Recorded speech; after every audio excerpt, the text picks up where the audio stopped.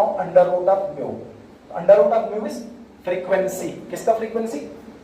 X ray का frequency. किसका frequency? किसी भी एलिमेंट के एक्सरे का फ्रीक्वेंसी। कहते हैं जैसे जैसे एटॉमिक नंबर बढ़ेगा वैसे वैसे क्या बढ़ रहा है? फ्रीक्वेंसी भी बढ़ रहा है। जैसे जैसे एटॉमिक नंबर बढ़ने लग गया वैसे वैसे फ्रीक्वेंसी भी बढ़ रहा है। और इसने ये कहा कि दोनों आपस में डायरेक्टली प्रोपोर्शनल होते हैं। दोनों आपस में कैसे होंगे?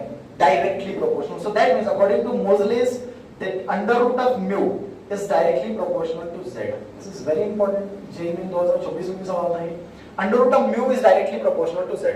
जैसे जैसे एटॉमिक नंबर बढ़ रहा है वैसे वैसे फ्रीक्वेंसी भी बढ़ रहा है। वैसे वैसे क्या बढ़ रहा है? फ्रीक्वेंसी भी बढ़ रहा है। ठीक, तो कुछ इस तरीके से मैंने प्लॉट बना दिया। अब मुझे बताइए मैंने ओरिजिन से स्टार्ट क्यों नहीं किया?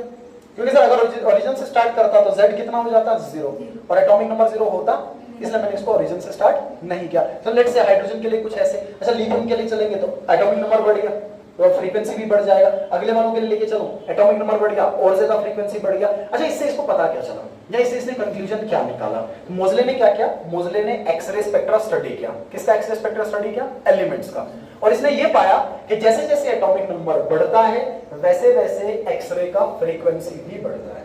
और उसके बाद इसने ये कंक्लूजन निकाला कि अगर एलिमेंट्स को क्लासिफाई करना है तो उनको क्लासिफाई किया जाना चाहिए उनके एटॉमिक नंबर की बेसिस पे, ना कि उनके एटॉमिक मासेस की बेसिस पे। सो मोजले के एक्सपेरिमेंट के बाद या मोजले के एक्सरे स्पेक्ट्रा को स्टडी करने के बाद ये चीज रखी गई कि अब जो क्लासिफिकेशन किया जाए that should be based on atomic number, that should be based on atomic number. और ये जो z आपका है, जो z आपका होगा, this z is atomic number, right? This z is atomic number, this z is atomic number.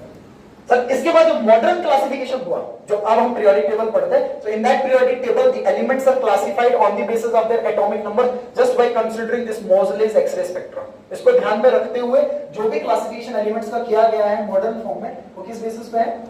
So the classification of elements, the classification of elements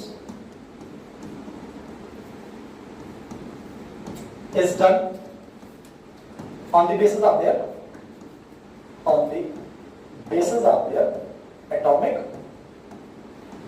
atomic numbers, on the basis of their atomic number z value को।